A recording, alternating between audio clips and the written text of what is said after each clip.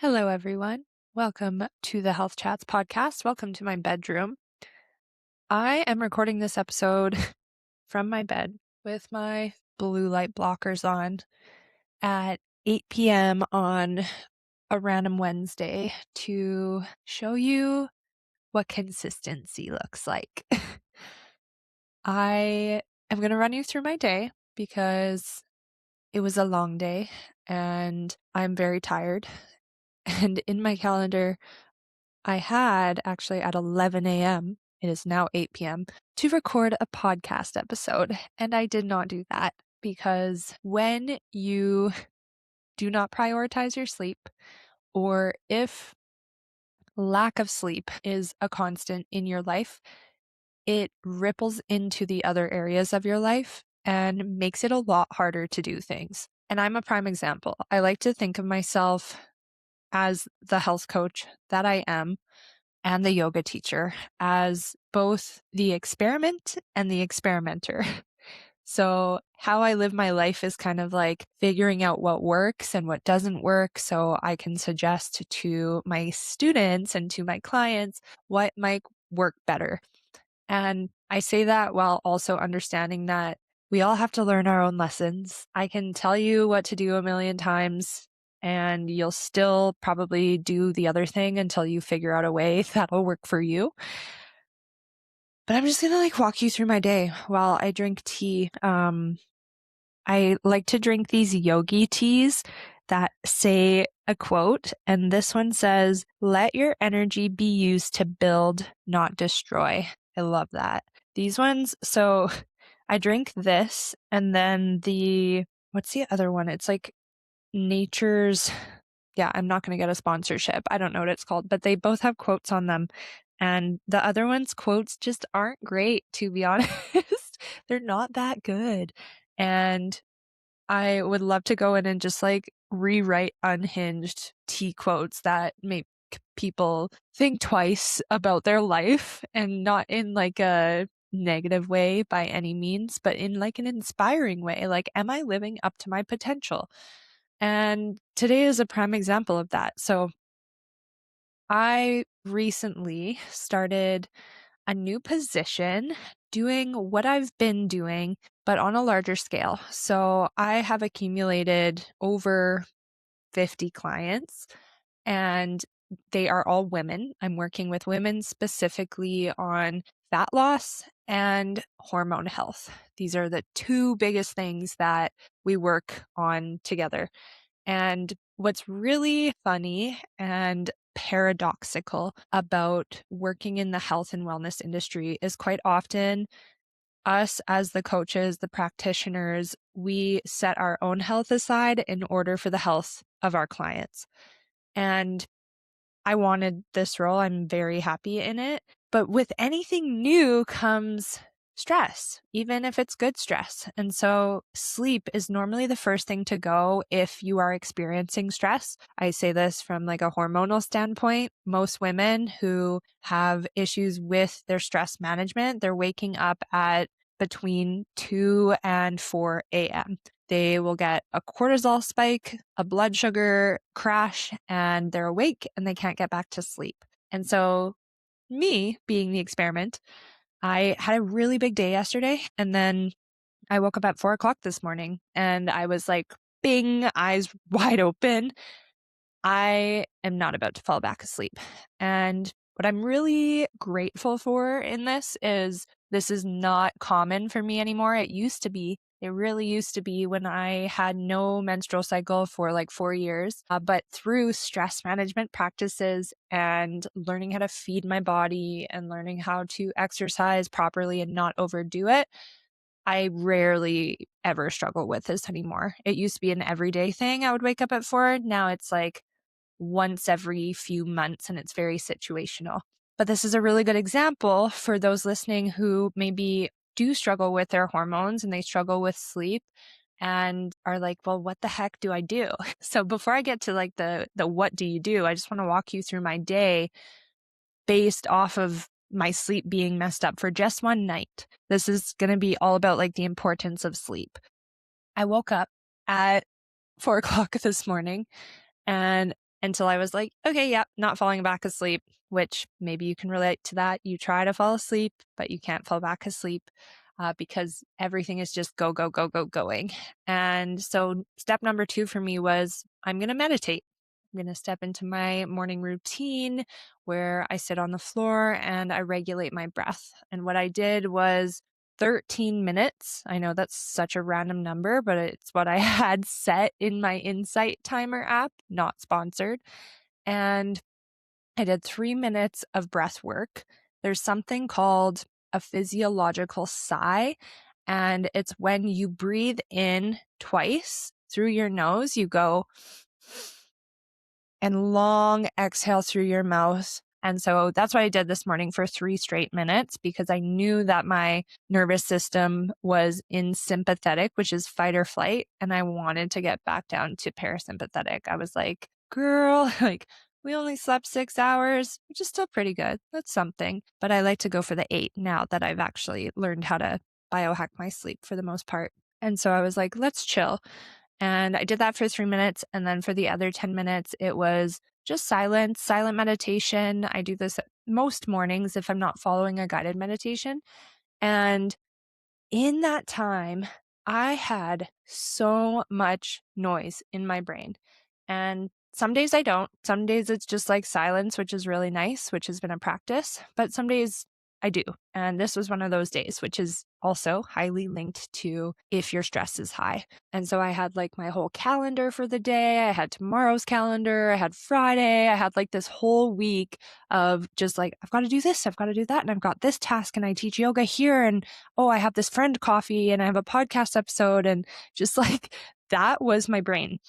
And I sat through it. I breathed through it for 10 minutes. And then afterwards, I was like, wow, I can just tell like I'm stressed right now. And I speak this knowing that some people will listen and be like, are you okay? And it's not for that because stress is normal. When we step into something new, when we seek discomfort, you will naturally feel stress. And even the healthiest people in the world, they feel stress. The difference, I would say, between someone who embodies a healthy lifestyle and someone who hopes that they can have a healthy lifestyle is the embodiment is when you have stress, you have stress management techniques to help bring you down from it. And you prioritize your health rather than just like going through the motions. So today I was like, all right, instead of going to the gym and pushing myself to lift really, really heavy, which also increases your stress hormone, healthy stress, I was like, I'm going to go to a yoga class. So I went to yoga. Very slow start to the day. It was lovely. Then I was like, I'm going to go for a nice walk in nature down by the river. Went for a nice walk down by the river. And then I went and got groceries. I came home, put them away, made some food. Like, took a really slow morning because I knew I was just super tired. And I teach yoga in studios, and a past version of me would say, like, you have to follow through on every single thing you tell yourself you're going to.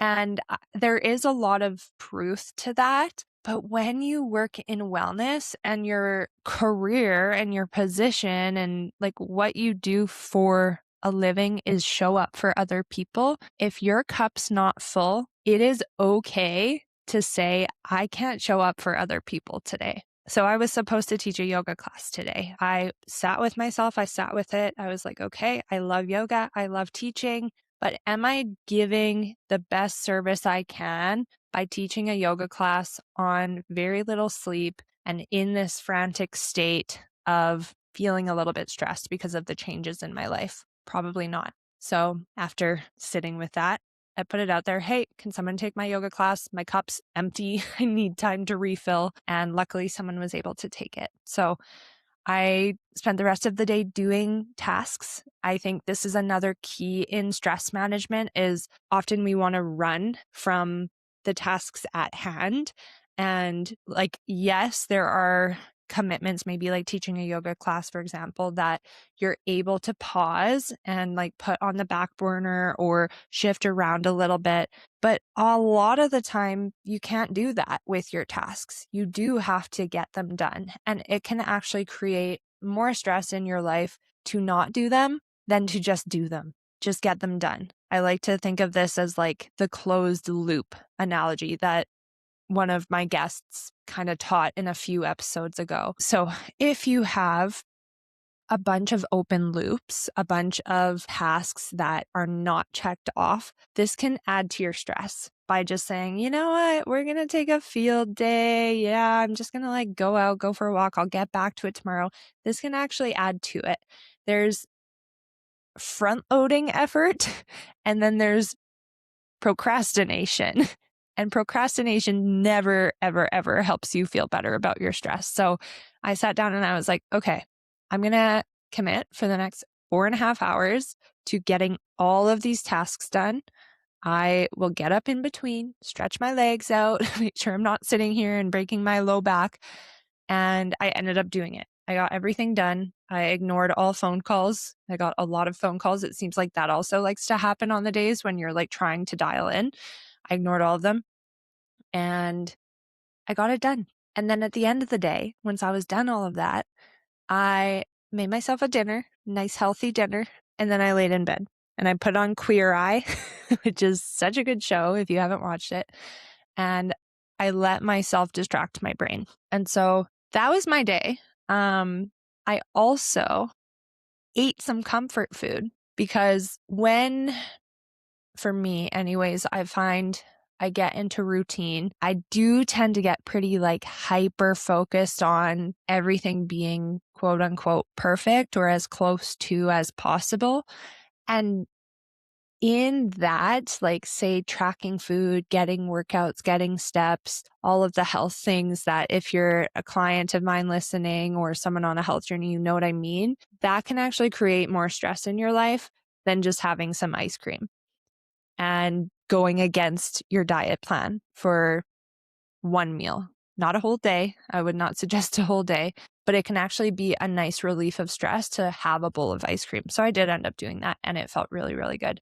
And the thing with that is it's not going to ruin your progress. If you hear this and you're like, oh my God, no, the healthiest people in the world will let themselves break their commitments every so often. They will let themselves go over their calories every so often.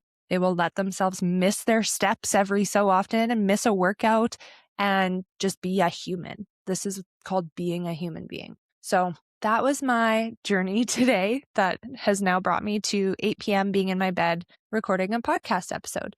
And you might ask, okay, Kelsey, if this is your like stress relief day, why the heck are you in bed on a random Wednesday at 8 p.m. still working or recording a podcast episode? I don't consider this work. I consider this passion. And the answer to that is back to the closed loops thing. So I could have waited until tomorrow when I'm quote unquote perfect and I have more of a solid plan. But then that would be going against my genuine value of being authentic and sharing my real, raw, truest self, sharing from the shadows, one might say. That would be me not fully being myself. And so as I laid here after I watched like 2 episodes of Queer Eye, I was like, I'm done with that. I don't feel like I need to distract my brain anymore. I actually started feeling again some excitement for things like this that I actually really like doing. And it happened to be at 8 p.m. on a Wednesday. And so that's why. That's why.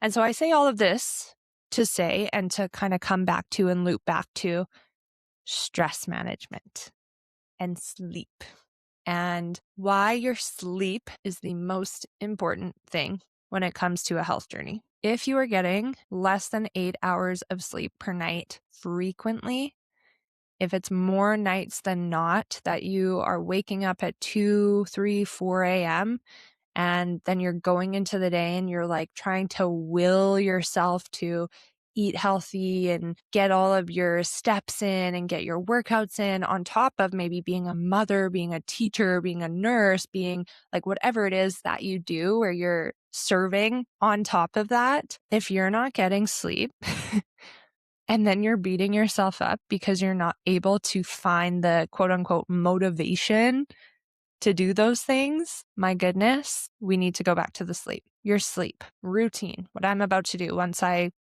peace out and say bye to you in a few short minutes, is no screens. That's number one. No screens at least an hour before bed. So set a timer on your phone. Most smartphones have it now these days where you can set a timer that's like, hey, it's wind down time.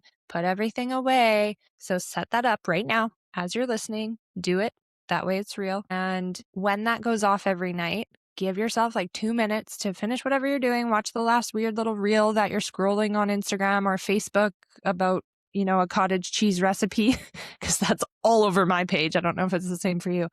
Let yourself finish that. Close it all down. Put it away. Put it somewhere else, like across the room where you're not going to accidentally be scrolling while you're brushing your teeth, because same, literally same. And then go do your hygiene routine. Go to the bathroom. Wash your face. Brush your teeth. Have a bath. One of the best things you can do before you go to bed is have a hot bath, because then your body's hot. And then if you walk into a cold room, you find that homeostasis in body temperature. And that's like the sweet spot for being able to have a good sleep. But have some sort of routine where you're intentionally slowing down for that hour. Open a book, sit on the floor, meditate, journal, maybe color. Like you could color if you have pencil crayons. That's something I've been getting into a lot lately. Like color, there's so many adult coloring books, color, that's very meditative. Or play Sudoku or crossword, like anything that is not a screen, that has an algorithm that, yes, one, you've programmed, but two, also just throws you the most random information that it's similar to 2,000 people stepping into your room. That is what it's like to be on social media right before bed. You would not invite that. If that was real life, you would not say, hey, random fitness dude and random fitness girl and random comedian and famous person and B-list celebrity, come hang out in my room right before bed and tell me your opinions. We would not do that. I mean, maybe some people would, but I wouldn't. That'd be way overstimulating. Yet we still do it on our phones. We scroll. So no devices. Go brush your teeth, wash your face, do those things. Come back to wherever it is. Spend time with your family. If you have kids, you have a partner, spend time with them, connect, play a board game, a card game, or meditate, come down from the stimulus. And then what I really like to do right before bed is I have these nice little blue light blockers on if I'm reading a book, just in case there's any other lights that are really bright. And then I have a sleep mask that helps you get into your body and out of your head if you're a big overthinker before bed. The other piece that's also very important is avoid eating for 2 hours before bed, especially if you're a woman who struggles with PCOS. You want to make sure that you're not having carbs super late in the day, because that's what's going to cause a blood sugar crash at like 3 a.m. So making sure that you finish your meal at least 2 hours before bed, and that later meal doesn't have as many carbohydrates in it. Doesn't mean none, but just keep it a little bit lower as compared to your earlier meals. And of course, no caffeine late at night. Just big no-no. Don't have any caffeine. And that's it. That's sleep. Yes, you'll try it once and it might not work perfectly.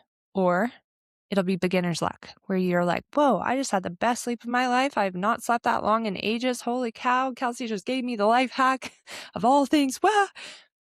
You have to do it consistently. Like anything worth doing, it takes consistency, it takes effort, and it takes time. So try it tonight. Let this be your sign to take your first step into having a really good sleep. You can also journal before bed, set intentions for how you wish to feel the next day, which will help you in present day or present night make more aligned decisions. And yeah, that's all I got for you. This was, of course, another random episode. I'll figure out what I want to title this afterwards, after I listen to it and see if it's actually worth putting out into the world. But I hope you liked it. If you felt like this was helpful for you, leave a comment below. Leave me a review on all platforms, wherever you're listening to this, and share it with a friend. I hope you have such a good sleep tonight, and I'll talk to you soon. Bye.